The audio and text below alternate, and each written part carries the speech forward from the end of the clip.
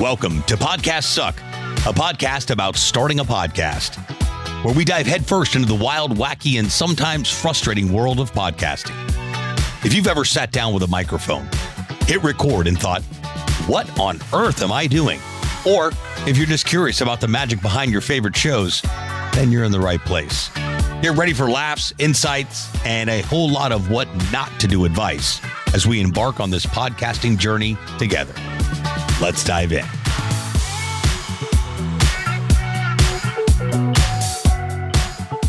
What's happening, everybody? Welcome back to another episode of Podcast Suck.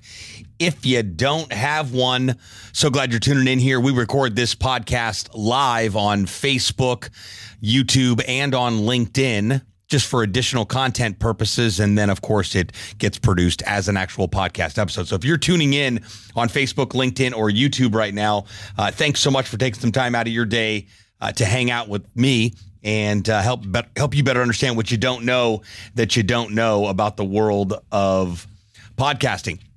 Today's topic is about imposter syndrome, which is just a fake word and made-up term, and I'm going to explain why in just a minute. But the reason I decided to talk about this is because I do hear this from people a lot. I get the opportunity to work with people that want to start a podcast and that are starting a podcast, so I hear all kinds of scenarios of why someone hasn't got started yet, and through my content and people that I get the opportunity to meet and talks and whatever it may be, the conversation is consistent that someone has imposter syndrome and they haven't started yet because they feel like they're, well, an imposter. So I want to break that down for a few minutes today and really help you understand the reality of this so-called imposter syndrome. Now, first of all, imposter syndrome doesn't even exist.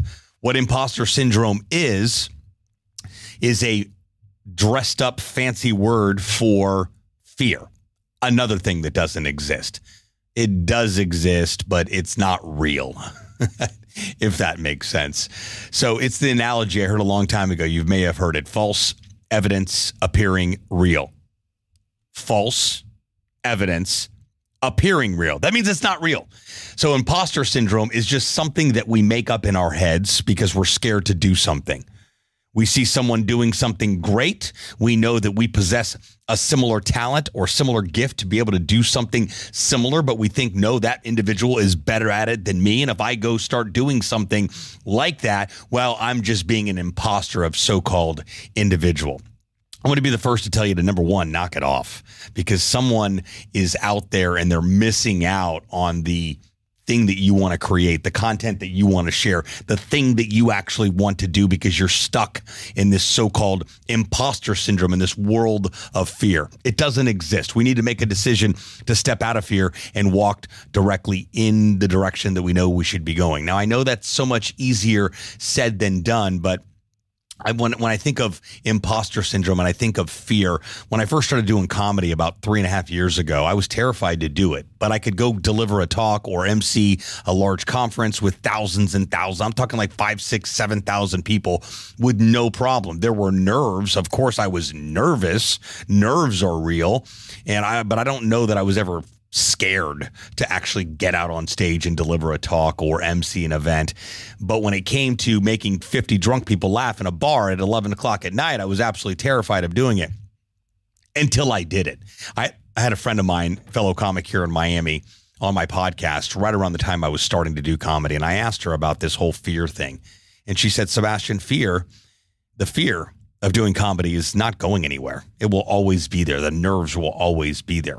It's what you decide to do with the nerves and the fear that matter. She said, every time I step out to do a set, I'm full of nerves. I'm a bag of nerves and I'm nervous and there's fear and shows up. But I decide to do something with it. And the something that I decide to do with it is the actual comedy set. And when I crush that comedy set, it fuels me and reminds me every single time I've got fear or imposter syndrome or the nerves show up, it was all a complete waste of time, because I'm sitting there in my own head thinking, oh my gosh, I'm scared to do this. But I actually went and did it, and I did a good job of it. I use this example because you use the same thing with whatever you're creating. In this case, we're talking about starting a podcast. When you don't get started doing something, there's somebody out there that's missing out because they're not able to consume what you would create because you're stuck in this world where I'm scared to do it or I'm being an imposter.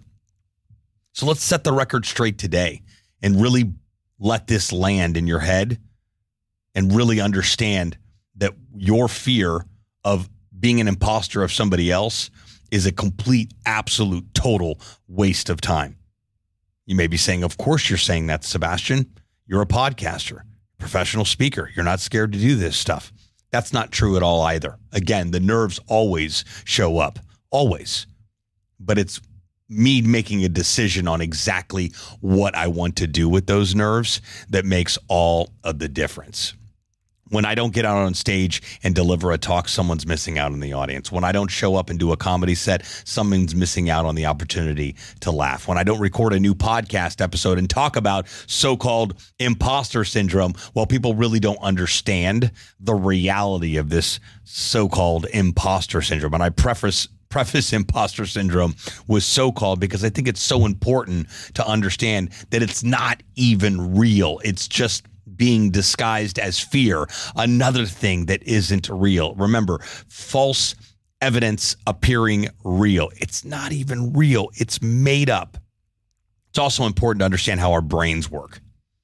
As human beings, we are interpretation machines, which means we make stuff up constantly. And the scariest part is that it's on autopilot. So we're constantly making stuff up in our head. This story, this new narrative we're creating in our mind, attempting to convince ourselves that it's true. And then if that's not enough, we take it a step further and we start enrolling other people into the process and into the story that isn't even true. And then we rinse and repeat that process. And then we wonder why our lives are hectic or we're crippled in this world of fear and imposter syndrome. We've got to break the cycle. And the only way to be able to do it is massive action. If you feel like you've had imposter syndrome, if you feel like you've been nervous, if you feel like you've had fear of actually starting a podcast and stepping into it, writing a book, stepping out on stage, whatever it is that you know that you should be doing but are not doing, whatever that thing is, the only cure that you're going to find with all of that is massive action. Making a conscious decision to say, listen, I know I feel the way I feel right now, but the story that I'm telling myself isn't even true. And I don't want other people to miss out on what I can bring to the world because I'm stuck in my own head, attempting to convince myself that imposter syndrome is actually a thing. So I hope you're getting something from this episode. The goal here is to really get inside your head and get you thinking differently. Just stop using the word imposter syndrome. Just knock it off. And the next time that fear shows up, remind yourself that fear isn't even real. Write it down. Put a postcard on your monitor, below your camera, whatever you got to do that says false evidence appearing real. Remind yourself of the reality, but also remind yourself who you are. And remember, when you're not getting it out there and creating something great and you're not bringing it out to the world, someone is missing out. And I don't know about you, but that doesn't settle very well with me. If you have any questions, thoughts, ideas, concerns about this episode, comment below wherever you're watching this. If you're listening to it on the podcast episode, feel free to send me a DM on Facebook, over on LinkedIn, Instagram. I check all of those. I do respond to each and every one of you lovely people. I sure do appreciate you taking time out of your day to hang out with me for just a few minutes. And I hope that you now better understand what you don't know about this whole so-called imposter syndrome and fear. So go on, get out there, create something great. I'll see you next time. Thanks so much for tuning into this episode. We sure do appreciate it. If you haven't done so already, make sure you're subscribed to the show wherever you consume podcasts. This way you'll get updates as new episodes become available. If you feel so inclined, please leave us a review and share the show with someone you know should start a podcast or may already have one. And remember, podcasts suck if you don't have one. Until next time, friends.